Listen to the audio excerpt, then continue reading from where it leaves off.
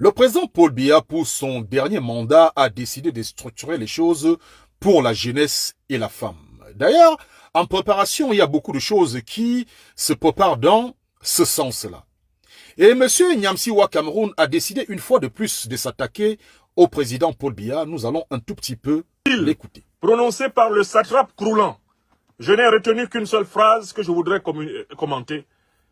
Il a dit qu'il place son mandat sous le signe de la jeunesse, du service à la jeunesse, qui sera le plus grand souci dont il serait porteur maintenant qu'il est à plus de 92 ans, et bien davantage un homme du tombeau que du berceau. Beaucoup de Camerounaises et de Camerounais pourraient ne pas comprendre ce que Biya a voulu dire.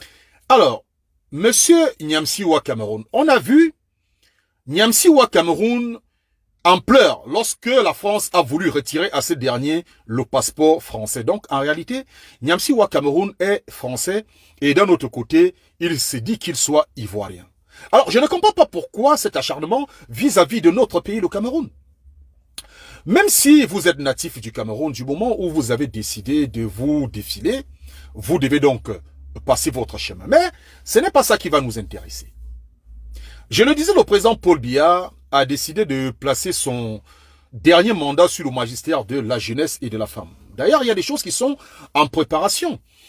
Ou d'ailleurs, il se dit que les cancres, les vieux, donc les personnes qui n'ont aucune faculté à pouvoir gérer des